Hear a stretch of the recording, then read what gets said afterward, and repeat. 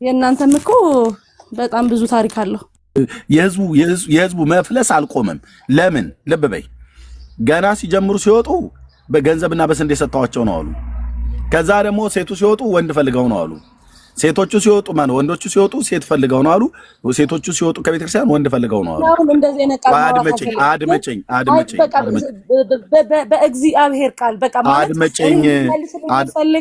አድመጭኝ እኮ አልኩሽ። አድመጭኝ ስልሽ እንዳስወርድሽ አታድርጊ። የህዝቡ ቁጥር እስካሁን ድረስ ሰው እየወጣ ነው።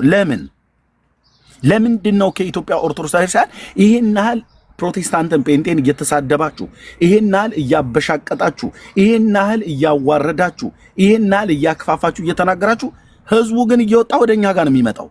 ዋይ ለምን? መምህራን እየወጡ ወደኛ ጋር ነው የሚመጡት አንቱ የተባሉ ማለት ነው። አሁን አንድ ፐብሊክ ማናረግላችሁ ታዋቂ አድምጪ፣ ታዋቂ የኦርቶዶክስ መምህር ደህንነት ትምህርት እየተማረ ነው። ታዋቂ የሱን ወደ ጌታ መምጣት የሰሙ ቀን ብዙዎቹ ኮረንቲ ይጨብጣሉ። ስም እኮ እንዴ በጣም ታዋቂ መምህር ነበርኩ። እንዳትከፍቺ ከዚህ በኋላ እኔ እያወራው ከከፈትሽ አይደለም ለማስወጣት ብሎክ ሁሉ ላደርግሽ እችላለሁ፣ ከዳኒም ከኔም ቤት ማለት ነው። አንቺ ትልቁ ችግርሽ ማዳመጥ እና ተግባቦትን ጠብቀሽ ማውራት አትችይም። ልብ በይ።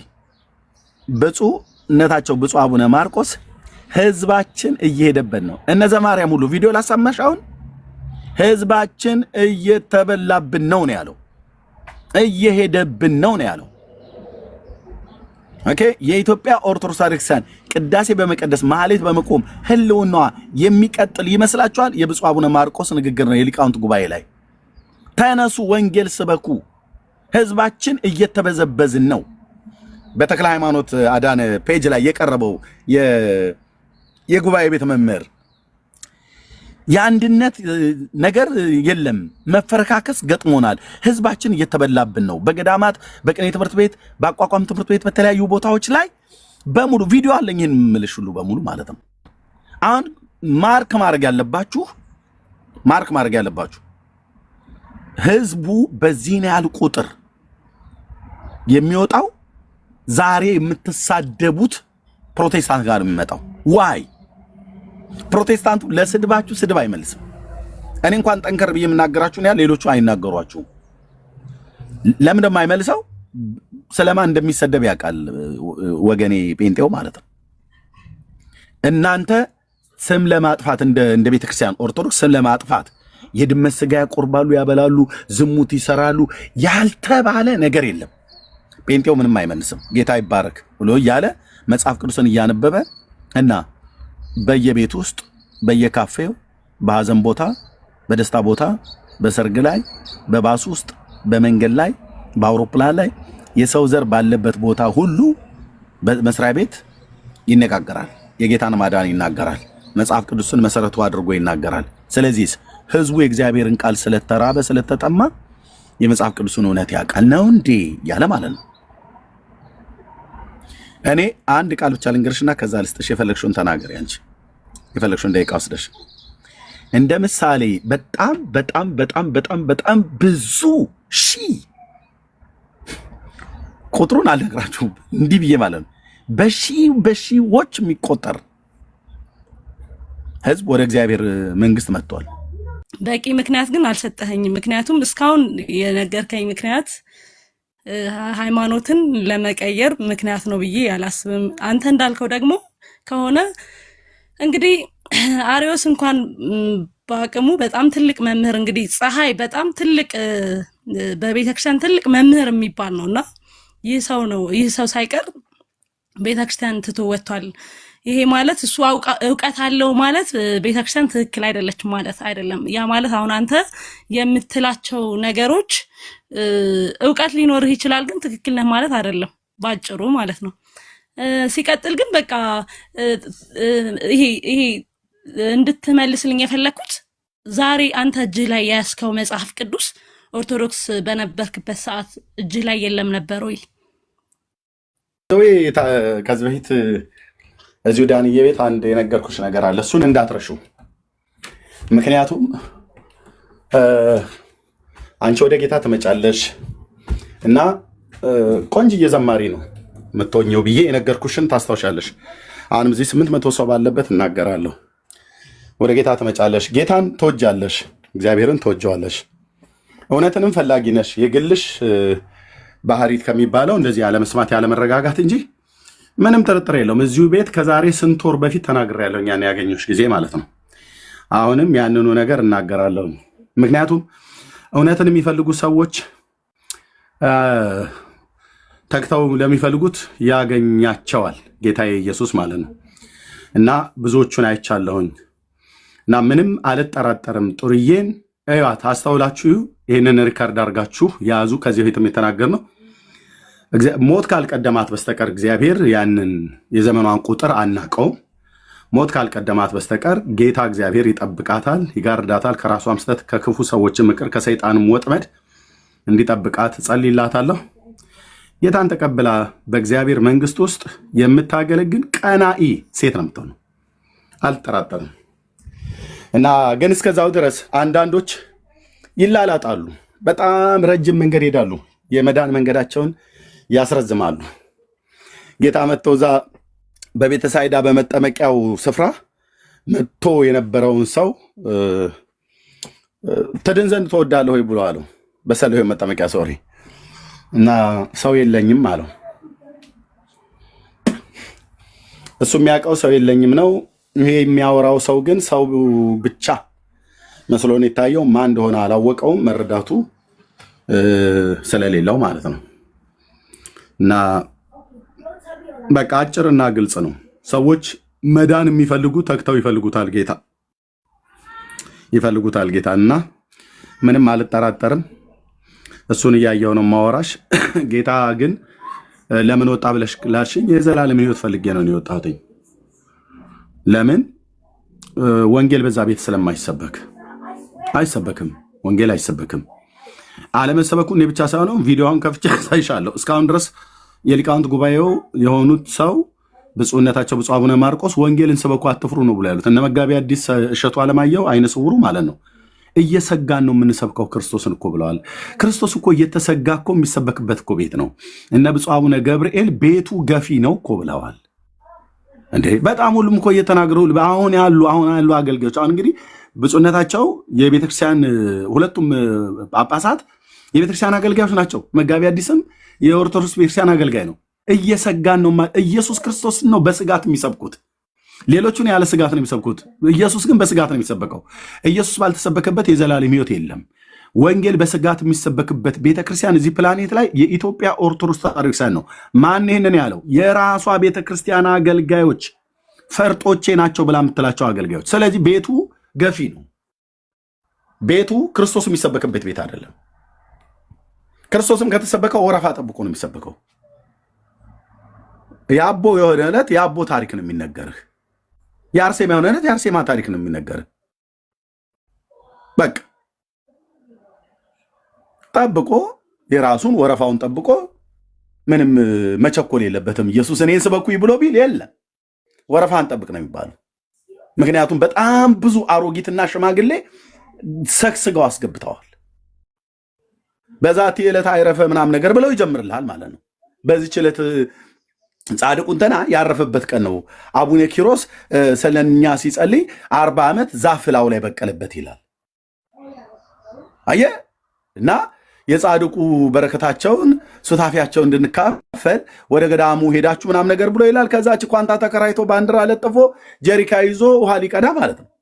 ከዛ ደግሞ ሲሄድ አንድ ማዕት ጭቃ አፈር ይሰጡታል። በቃ አመድ በጥብጦ ይጠጣል። ይሄውና በቃ ክርስትና። የዘላለም ሕይወት የቱ ጋር አለ?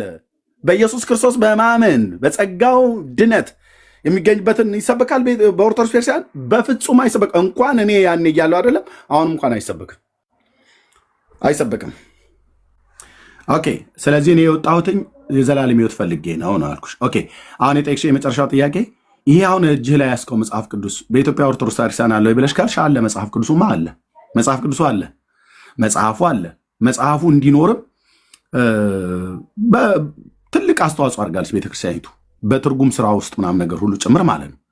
መጽሐፉ አለ፣ አንባቢ ግን የለም። መጽሐፉ አለ፣ ሰባኪ ግን የለም። መጽሐፉን የሚሰብክ ሰባኪ የለም። መጽሐፉን የሚያነብ ትውልድ ግን የለም። ኦኬ ይሄ ነው እንጂ መጽሐፉማ አለ እኛ እጅ ላይ ያለው መጽሐፍ ቅዱስ አሁን እኛ የምንጠቀምበት አብዛኛው በንጉሱ በጃንሆይ ዘመን በ1954 ዓ.ም የተተረጎመ ነው። ከዛ በፊትም የነበረ ነው። መጽሐፉማ አለ። አዎ አንባቢ ህዝብ ግን የለም። ሰባኪ መምህር ግን የለም። እንደ ኤርሚያስ አውደ ምሕረቱ ላይ እኮ የጠቀሱት እኮ ከኢሳይያስ ትንቢት መጽሐፍ ነው ምናምን ነገር ብሎ ወይ ከመዝሙረ ዳዊት ጠቅሶ ነው ኃይለ ቃሉን አዎ አንብቧል። ካነበበ በኋላ ግን ቀጥሎ ከተሰጠው የስብከት ጊዜ ውስጥ ከአንድ ሰዓት ተሰጥቶት ከሆነ 15 ደቂቃ ስለ እግዚአብሔር ቸርነትና ምሕረት ትንፋሽ የላቸውም አብዛኞቹ የሚሰብኩት። የእናታችን የወለተ ጴጥሮስ በረከቷ አይደርብንና በዛሬ ዕለት እናታችን መታሰቢያዋ ነው። የእናታችን እድገቷና ትውልዷ የእናቷ ስም ወይዘሮ አዛለች ይባላል። የአባቷ ስም ደግሞ አቶ ቦጋለ ይባላሉ። የተወለዱት በዚህ በደቡብ ጎንደር በጨልጋ ወረዳ ውስጥ ነውና እናዛ በነበሩበት ሰዓት ምናምን ነገር ብሎ በቃ ይጀምራል። ይሄንኑ ነው በየወሩ የሚነግሩን። እዛ ወደ ምሕረት ላይ ቆሙ። ለታሪክ አንዴ እንገሩን። ወር ጠብቁ። በዚያን ቀን ወንጌል ለመስማት ስንሄድ ከወይዘሮ አዛልጅ ተወለደ። የወይዘሮ አዛሉን ልጅ ይነግረናል መጥቶ። እንዴ የድንግልን ልጅ አይሰብከንም እንዴ? የእግዚአብሔር ልጅ አይሰብከንም እንዴ? ወይዘሮ አዛሉ ምን ያልቀፈቀፉት ልጅ አለ?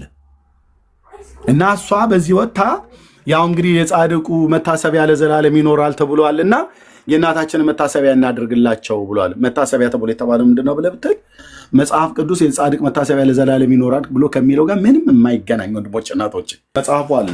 መጽሐፉን አንባቢና መጽሐፉን ሰባኪ ግን የለም ልልሽ ፈልጌ ነው። ጥሩዬ ስላስረዘምኩብሽ ይቅርታ። መቀጠል ትችያለሽ ጥያቄሽ። አመሰግናለሁ። ማለት አንባቢ የለም ነው ማለት ወይም ደግሞ በሰዓቱ አስተማሪ የለም ነው? ይሄንን እንትን ብትልልኝ። አንባቢ የለም ከሆነ አዎ ማለት የራስ ጥፋት ነው። ነገር ግን መማር ፈልገህ ግን አላስተማሩህም ወይስ አንተ? አስተማሪም የለም ሰባኪም የለም። በአንተ ጊዜ ምንም የለም። እውነቱን ስነግርሽ ማለት እስኪ አንድ ሰባኪ አምጪልኝ። ቪዲዮ ክፈች እስቲ። ሲጀመር ቪዲዮ ክፈች። ራሷ እኮ ስብከት ናት ቤተክርስቲያን። ራሷ ብሎ ነገር የለም። ቪዲዮ ክፈች እስቲ። ከኦርቶዶክስ መምህራን ወንጌል የሚሰብክ አንድ ሰው ክፈች። ከዚህ በኋላ 30 እና 40 ደቂቃ እንሰማዋለን። ያን ሰውዬ ምን እንደሚያወራ እናየዋለን። ክፈች እስቲ አንድ ሰው ስብከት። አይ አሁን ለምሳሌ አሁን ማለት በጣም ብዙ ነገሮች በአንዴ ስለምታወራ ይጠፋብኛል። እና ለምሳሌ የሚሰበከው የቅዱሳን ታሪክ ነው እያልክ ነው። በነገራችን ላይ ቀኖች ሁሉ ዘመናት የማይቆጠርለት የቀኑ ባለቤት ራሱ እግዚአብሔር ነው። ይሄን ስል ግን እናንተ ቤት ግን አይደለም። እናንተ ቤት አይደለም። እኔ እኮ ስላለሁበት እኮ እየነገርኩህ ነው። አሁን እኔ ያለሁበት የሃይማኖት ተቋም የኔ የማመልከው እግዚአብሔር ዘመናት ቀናት በፊቱ የተናቁ 1000 ዓመት በፊቱ እንዳለፈች እንዳንድ ቀን የምትቆጠር ለዚህ ጌታ አሁን አንተ የምትለው በጣም ያንስበታል። ማለት በቃ እያሳነስከው ነው የሚሰማኝ። ማለት ቅዱሳንንና እግዚአብሔርን ማወዳደር በራሱ በደል ስለሆነ ማለት ነው። ሲቀጥል ግን አንድ የመጨረሻ ጥያቄ ማለት በቃ በጣም ብዙ ነገሮች ስለምትል እየጠፋብኝ የመጨረሻ ግን ቅዳሴ አሁን አንተ ዲያቆን ስለነበርክ የቅዳሴ መጀመሪያውና መጨረሻው ድረስ ምንድን ነው? ምን ያደርግልሻል? ይሄን ብቻ አይ ለምሳሌ እኔ የቅዳሴ መጀመሪያው መጨረሻው ከመነሻ እስከ መጨረሻው ከቤተልሔም እስከ ጎለጎታ ወይ ነው እስከ እርገቱ ያለውን ነው አይደል? ስለዚህ እምነ በሃ ብለን ጀምረን አድምጪኝ፣ ጠይቅሽኝ አይደል? እምነ በሃ ብለን ጀምረን ከቤተልሔም መጨረሻ ላይ በእኛ በዲያቆኑ ደግሞ ቡራኬ ከተሰጠ በኋላ እቱሁ በሰላም እንላለን ማለት ነው። አላምንሽም እኮ የኔን ድቁና አሁንም ትጠራጠሪያለሽ። አየሽ፣ ተባረክ እውነት ነው አልሽኝ። በፍጹም ወንድሜ እንዴ እየሰማሁህ አይደለ እንዴ? እንዴት ነው ያንተን ድቁና ማለት እስከዛሬ የምትላቸው? ስለዚህ ከቤተልሔም ስንጀምር ያ ወንጌል አይደለም ወይ? እምነ በሃ ብሎ የሚለውን ከቤተልሔም እንደምንጀምር ታውቂያለሽ አይደል? ለዛ እኮ ነው ከልደቱ ታውቂያለሽ አይደል ወይ? እሺ መጨረሻ የቅዳሴው ደግሞ የመጨረሻው ዲያቆኑ እቱሁ በሰላም ይላል አይደል? ካህኑ ከባረከ በኋላ አድነኑ ሊፕስቲክ እኔ ነበርኩ እኮ ስል የነበረው እህትዬ። የኔ ጥያቄ እኮ ወንድሜ፣ አሁን የኔ ጥያቄ ያ ወንጌል አልነበረም ወይ? ቆይ ትክክል ነው አይደለ? የመጀመሪያው ነው መጨረሻው ብለሽ ያልሽው አኖ ሁሉ ከመጀመሪያው እስከ መጨረሻው ውስጥ ያለው ፓርቱ እንዳለ ያ ወንጌል አይደለም ወይ? የወንጌል ክፍል የሆነ አለው እኮ አልኩሽ። ወንጌል ያለው ነገር ይኸውልሽ፣ ወንጌል ስብከት ነው ብለሽ ከሆነ ወንጌል እንደዛ አይደለም የሚሰበከው። በዜማ የምናዜመውን ኦኬ፣ ስብከት አሰባበክን ካወቅሽ ስብከት በዜማ አይደለም። ኦኬ፣ ስብከት በዜማ አይደለም። የስብከትና የትምህርት አሰጣጥ የስብከት አሰባበክ ዘዴ አለው ማን ወይ ደግሞ እንትን አለው። ስለዚህ ቤተክርስቲያኒቱ ወንጌል አትሰብክም ብዬ ስል ይሄው 825 ሰው እኔ የዛሬ 27 ዓመት በፊት በነበርኩበት ጊዜ ብቻ ሳይሆን አሁንም ጭምር ወንጌል አትሰብክም። ወንጌል ስለማትሰብክ ነው ብፁዕና በእነ ብፁዕነታቸው እነ ብፁዕ አቡነ ማርቆስ ወንጌል ስበኩ፣ አትፍሩ፣ ድቅድቅ ጨለማ ውስጥ ነው ያለን እያሉ እየጮሁ ያሉት። አባቶች እኮ እየጮሁ ነው። እነ ጥሩዬ ናቸው አልሰማ ብለው ያሉት። እኛ ከዚህ እየጮህን ነው። ጨለማ ውስጥ ነው ያላችሁት ጌታን ተቀበሉ ብለን እዚህኛ እየጮህን ነው። ጳጳሳቱ ደግሞ ከላይ ጨለማ ውስጥ ነው ያለው። ልክ ናቸው ጴንጤዎቹ። ወንጌል አይሰበክም፣ ወንጌል ስበኩ፣ አትፍሩ ብለው ያሉት ለሊቃውንት ጉባኤ ሆኑ። ስለዚህ ኦርቶዶክስ ጨለማ ውስጥ እኮ መሆኗን እኛ ብቻ ነግረናት አይደለም፣ ጳጳሳቶቿ ሁሉ ጭምር እኮ እየመሰከሩ ነው። የእኛና የጳጳሳቱ እኮ ንግግር አንድ አይነት ሆነ። እነ ጥሩዬ ሌላ ዓለም ውስጥ ናቸው። ይሄንን ቪዲዮ እኮ ከዚህ በፊት አሳይተኛል። በቃ ይሄን ነገር ነግረኸኛል ኦልሬዲ። ቢያንስ ላይክ 6-7 ወር ይሆናል ይሄን ነገር አሳይተኝ በቪዲዮ። ነው 6-7 ወር አይሆንም። የሊቃ ወርሃ ሚያዝያ ላይ ነው። ሚያዝያ ላይ አይደል ነው። እሺ የሚያዝያ 6 አካባቢ አዎ ልክ ነው። ስለዚህ ምንድነው አድምጪኝ። ወንጌል ቢሰበክ ጨለማ ውስጥ ሆኑ ነበረ? ድቅድቅ ጨለማ ውስጥ ነን ያሉት አባት አድምጪኝ፣ ያሉት አባት የቤተክርስቲያኒቱ የስብከተ ወንጌል ኃላፊ ናቸው። በኢትዮጵያ ኦርቶዶክስ ተዋሕዶ ቤተክርስቲያን የመጨረሻው ቶፕ ላይ ያሉት የወንጌል ስብከት መምሪያ ክፍል ኃላፊ ናቸው። የስብከተ ወንጌሉ ዋና ናቸው። እኔ አሁን ያን ቃል የተናገሩት ለምንድን ነው ብዬ የምጠይቀው እሳቸው ነው። አሁን ግን አንተ መጠየቅ የምችለው ይሄን ቅዳሴ የኦርቶዶክስ ተዋሕዶ ቤተክርስቲያንን ለ15 ደቂቃ እንኳን ወንጌልን አትሰብክም ብለሃል። ቅዳሴው ስለምንድን ነው? ቅዳሴውማ ብዙ ዜማ የሰው ሐሳብ ሁሉ አለበት። የእግዚአብሔር ቃል አይደለም፣ መጽሐፍ ቅዱሳዊ የሆነም ነገር የተቀላቀለ አለበት። ሰዎች የደረሱት ድርሰት ነው። በዛ ድርሰት ውስጥ የእግዚአብሔርንም ቃል የራሳቸውንም ልቦለድ ጨምረውበታል። ስለዚህ ጌታ ቅዳሴ ቀድሱ አይደለም ያለው፣ ወንጌል ስበኩ ነው ያለው። ወደ ዓለም ሁሉ ሂዱ። ቅዳሴ ወንጌል በነገራችን በመዝሙር መልክ ይሰበካል። አድምጪኝ። ወደ ዓለም ሁሉ ሂዱ፣ ቅዳሴ ቀድሱ። እናንተ ስትቀድሱ ሰው ያስቀድስ። ካስቀደሱ በኋላ ቅዳሴ ጸበል የሚባል ነገር ስጧቸውና ጠጥተው ይሄዱ አይደለም ያለው ጌታ። ወደ ዓለም ሁሉ ሂዱ፣ ወንጌልን ለፍጥረት ሁሉ ስበኩ። ወንጌል ምንድነው? የምስራች ነው። ኦኬ። በጌታ በኢየሱስ ክርስቶስ በማመን የሚገኘው ንስሐና የኃጢአት ይቅርታን እነ ቅዱስ ጳውሎስ እየዞሩ በአሕዛብ አገሮች በአይሁድ ምኩራብ እየገቡ የሰበኩት ቅዳሴ አልነበር የሚቀድስ የነበረው ጳውሎስ። በሄደበት ከተማ ሁሉ ስለ ጌታ ስለ ኢየሱስ ክርስቶስ ማዳን ስለ በጎነቱ ይሰብክ ነበር፣ ይናገር ነበር። ኦኬ፣ ይናገር ነበር።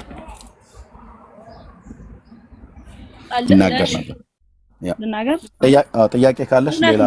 እግዚአብሔር ይመስገን። አሁን እኮ ወንጌል ተትረፍፎ እግዚአብሔር ይመስገን በሁላችንም በቤታችን። አንዴ በጠኔ ልትሞቱ ነው። በጠኔ ኦርቶዶክሳውያን ሰው እውነቴን ነው የምልሽ። እየሰማሽ ነው? እውነቴን ነው የምልሽ። ኦርቶዶክሳውያን በወንጌል ረሃብ ጠኔ ልትሞቱ ነው። በጠኔ ላይ እኔ አሁን እንድትመልስልኝ የምፈልገው ኤርሚ፣ አሁን አንተ ቃል በቃል እንድትመልስልኝ የምፈልገው ያ ቅዳሴ በቃ ስለ ኢየሱስ ክርስቶስ ምንም ነገር ማለት በቃ ያ ቅዳሴው ነገርኩሽ። የእግዚአብሔር ቃል ያለበት ክፍል አለ አልኩሽ። ኦኬ፣ እሱን ማወቅ ግን የዘላለም ሕይወትን እኮ አልሰጠሽም። እዚሁ እኮ ቀድሼ ልነግርሽ እችላለሁ። ኦኬ፣ ጥሩ የሆነ ስለ ጌታ የተነገረ ነገር አለ መጽሐፍ ቅዱስ ላይ ባይጻፍም እንደዛ ባታገኙም ለምሳሌ ሐሳቡን የሚያነሳበት ማለት ነው ጆኒ ስቶፕ። ኦኬ፣ ያንን ግን መቀደስና ማስቀደስ የዘላለም ሕይወት አይሆንም። ኦኬ ወንጌል ሲሰበክ ነው። ወንጌል ነው ለአንቺ የሚያስፈልገው። ሰው ከእግዚአብሔር አፍ በሚወጣ ቃል እንጂ በእንጀራ ብቻ አይኖርም ተብሎ ተጽፏል ብሎ ጌታችን መድኃኒታችን ኢየሱስ ክርስቶስ ያስተማረው። ለሰው ነፍስ የሚያስፈልጋት የነፍስ መብል ምንድነው? የእግዚአብሔር ቃል ነው። የእግዚአብሔር ቃል ደግሞ በሁለቱ ኪዳናት ላይ የተገለጠ በቀደሙ የቅዱሳን ነቢያትና በቅዱሳት ሐዋርያት የተሰበከ የእግዚአብሔር ቃል ማለት ነው። ከአፉ የወጣ ቃል ማለት ነው። እሱን የሰው ልጅ በግሉ ማንበብ አለበት ወይ ደግሞ በጉባኤ መማር አለበት። እግዚአብሔር የላካቸው ካልተላኩ እንዴት ይሰብካሉ ይላል። ባልሰሙትስ እንዴት ያምናሉ ይላል ቅዱስ ጳውሎስ። እናንተ እኮ ያላመናችሁት ስላልሰማችሁ ነው። ምን ስላልሰማችሁ? ቅዳሴ ስላልሰማችሁ አይደለም፣ ወንጌሉን ስላልሰማችሁ። ወንጌል ስብከትና መቀደስ የተለያየ ነው። ወደ በቅዳሴ ውስጥ ምንም የማልክደው የእግዚአብሔር ቃል የሆነ አለ፣ ደግሞ የሰውም ስርዓት ደግሞ የተጨመረበት የተቀላቀለበት የሰው ሀሳብ አለ መጽሐፍ ቅዱስ ውስጥ ማታገኙ ማለት ነው። ኦኬ ዋናው ቅዳሴ መቀደሱ አይደለም። ራሳቸውም እኮ ሰው ራሱ ብፁዕነታቸው የተናገሩትን ልብ በይ አንቺ ንቀሻቸው ካልሆነ በስተቀር የቤተ ክርስቲያኒቱ ዋና ሰው ናቸው። ዋና ማለት ዋና ሰው ማለት ነው። የኢትዮጵያ ኦርቶዶክስ ክርስቲያን በውጭም በሀገር ውስጥም ላለ የስብከተ ወንጌሉ ኃላፊ ብፁዕ አቡነ ማርቆስ ብፁዕነታቸው መልእክታቸው ምን ነበር? ድቅድቅ ጨለማ ውስጥ ነው ያለ ነው እና ወንጌል ስበኩ እና አትፍሩ። እንዴት ለሊቃውንት ጉባኤ አትፍሩ ተብሎ ይባላል? ሊቃውንቱን እንዴት አትፍሩ ተብሎ ይባላል? ቤቱ የሚያስፈራ ቤት ነው። ለምን እንደሚያስፈራው ኢየሱስ ብለሽ ካልሽ ራስሽን እዩ። ገሂጅና ኢየሱስ ብለሽ ካልሽ ደጋግመሽ የዚህ ሴትዮ ጀርባዋ አይጠና ነው ተብሎ ይባለው። ህዝቡን የዚህን ቅዱስና ገናና ስም እንዲጠላ አደራጅቶታል ሰይጣንም ክፉ ሰዎችም። ኢየሱስ ተብሎ ሲባል ይደነግጣል ሰው፣ ይቆጣል ሰው፣ ይናደዳል ሰው። መናፍቅ ነው እንዴ? በእንትን ነው እንዴ? ጀርባው አይጠና፣ ጀርባውን አጥኑት እየተባለ ማለት ነው። ስለ ኢየሱስ ደጋግሞ መዝሙር ከተዘመረ ምን ነበር ያሉት እነ ዘርፌን ከመውጣታቸው በፊት? አበዛችሁ፣ የኔ ናርዶስ የኔ ቤዛ የሚባል የለም ከያሬዳዊ ዜማ ለቀቀ ምናም ነገር እያሉ ስንት አስረሽ መቼ ምንድነው አልጋ በአልጋ ነው መንገዱ ብሎ የሚል የባልቴት መዝሙር እየዘመሩ አለው ብር ዋንጫ የስላሴ መጠጫ እያሉ ኪነት ጓዶች የሚጨፍሩት አይነት እስክስታ እየጨፈረ የሚውል ህዝብ የኔ ናርዶስ የኔ ቤዛ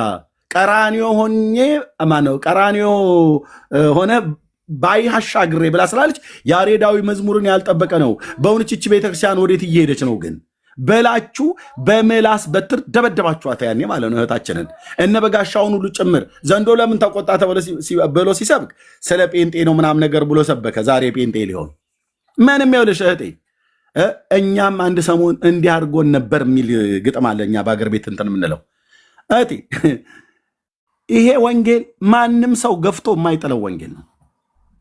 ማንም ሰው ሊያስተባብለው የሚችል ለጊዜው በስድብ ያሸማቀቁ ይመስላቸዋል። ጴንጤን ያሸማቀቁ ይመስላቸዋል። ዘንዶ ስለምን ተቆጣ ብሎ ሲል እኮ በጋሻ ፕሮቴስታንት ነው እመቤታችን እያለ ሲል ነበር። መጨረሻ የተገኘ ኢየሱስ ላይ ራሱን ገለጠለት። ሚሊኒየም አዳራሽ የነበረውን ነገር ያየሽው ራሱን ገለጠለት።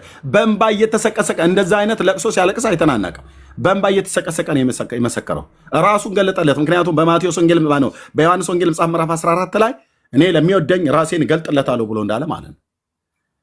ዘርፌን አዋከቧት፣ ሰደቧት፣ ትዝታውን ደበደቡት፣ ቀጠቀጡት፣ ደሙን አፈሰሱ። እዛ ቤት ማን ያልተመታለ? ኢየሱስ ብለካል ጀርባውን አጥና ነው ተብሎ ይባል። አትፍሩ አሉ እኮ እንዴ! እንዴት የሊቃውንት ጉባኤን አትፍሩ ብለው ይላሉ እሳቸው? በኦርቶዶክስ ቤተክርስቲያን መምህራኑ ትልልቅ ቱባ የሚያሉ እውቀት ያላቸው ተጠርቶ እንደ ሕፃን ልጅ አትፍሩ ተብሎ ሲባል ይሄ ማለት ምን ማለት ነው? እርስ በርስ ተፈራርተዋል። አንዱ ሊቅ ኢየሱስን አድምቆ ከሰበከው ሌላኛው ምን እንደሚል ይታወቃል።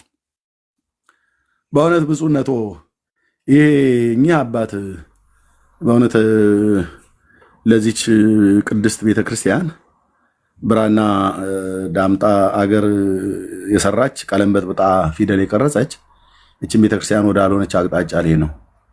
እውነትህ ነው ይላሉ ጳጳሳት። አዎ ብፁዕነቶ አባቴ፣ ስለዚህ ሰው የምሰማው ነገር ጥሩ አይደለም። ምን እያደረገ ነው? አይ እዚህ ከአውደ ምሕረትም ውጭ በባለፈው በአያ ከሌ ቤት የጽዋ ማህበር ነበር።